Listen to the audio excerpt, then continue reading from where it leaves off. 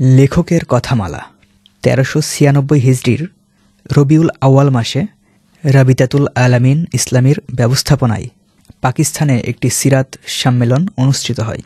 আয়োজকগণ ওই সম্মেলনে সিরাতুন নবী বিষয়ে আন্তর্জাতিক একটি রচনা প্রতিযোগিতার ঘোষণা দেন।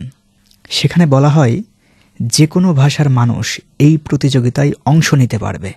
এই ঘোষণা লেখক ও সিরাত প্রেমিকদের মধ্যে ব্যাপক সাড়া ফেলে।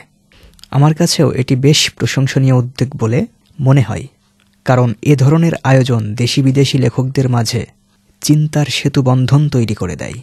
তারা তাদের নানা মাত্রিক চিন্তা গবেষণার ফলাফল তুলে ধরেন পাঠকের সামনে। এতে পাঠকের জ্ঞানসত্তা পরিতৃপ্ত হয়।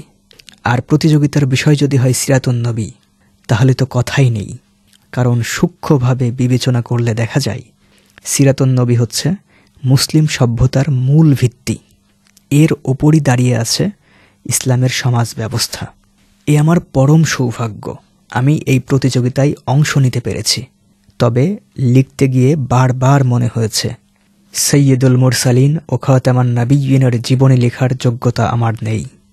তারপরও এই দুঃসাহসিক অভিযাত্রায় নেমেছি কেবল একটি কারণেই, নিজের ভেতরকার অন্ধগলিতে আবদ্ধ থাকার চেয়ে নবী জীবনের আলোকিত রাজপথে বিচরণ করা আমার জন্য বেশি নিরাপদ এবং সৌভাগ্যের বিষয়। আমি যদি এই অভিযাত্রায় শেষ পর্যন্ত টিকে যাই, তবে নবীজি ভীষণ খুশি হবেন। আর যদি মাঝপথে ঝরে পড়ি, তবুও আফসোস নেই। আমি আশা রাখি হাশরের ময়দানে নবী সাল্লাল্লাহু আলাইহি ওয়াসাল্লাম আমার জন্য সুপারিশ করবেন। হতে পারে তার প্রতি ভালোবাসা থাকার কারণে আল্লাহ তাআলা আমাকে মাফ করে দেবেন। এবার আসি রচনাশৈলী প্রসঙ্গে। গ্রন্থটি রচনার ক্ষেত্রে আমি রাবিয়াতুল আলামিন ইসলামের শর্তাবলী যথাসম্ভব মেনে চলেছি। প্রতিটি বিষয়ে নাতিদীর্ঘ আলোচনা উপস্থাপন করেছি। আমার বিশ্বাস, কোনো আলোচনাই পাঠকের কাছে দুর্বোধ্য বা বিরক্তিকর বলে মনে হবে না। যে সকল উৎস গ্রন্থে একই বিষয়ের একাধিক বর্ণনা রয়েছে, আমি সেগুলোর মধ্যে সমন্বয় সাধনের চেষ্টা করেছি।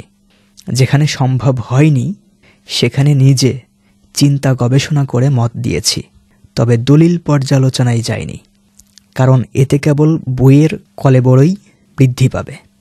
বর্ণনার শুদ্ধাশুদ্ধি যাচাইয়ের ক্ষেত্রে আমি পরিপূর্ণভাবে পূর্ববর্তী আলেমদের মত, পথ ও সিদ্ধান্ত অনুসরণ করেছি। নিজে থেকে কোনো সিদ্ধান্ত দিইনি। অবশ্য সেই সময়টুকু আমার ছিল না। তবে হ্যাঁ, যেসব বর্ণনা পাঠকের কাছে দুর্বোধ্য মনে হতে পারে, অথবা যেখানে আমার মনে হয়েছে আগের ও পরের ঐতিহাসিকগণ এটি ভুল অভিমত আঁকড়ে ধরে আছেন, সেখানে কেবল আমি সংক্ষেপে দলিলের দিকে ইঙ্গিত করেছি এবং অগ্রগণ্য মতটি উপস্থাপন করেছি। আল্লাহই একমাত্র তৌফিক দাতা। হে আল্লাহ, দুনিয়া ও আখিরাতে আমার জন্য কল্যাণের ফয়সালা করুন। আপনি ক্ষমাশীল, দয়াময়, মহান আরশের অধিপতি। ইতি সফিউর রহমান মুবারকপুরী, বেনারস, ভারত।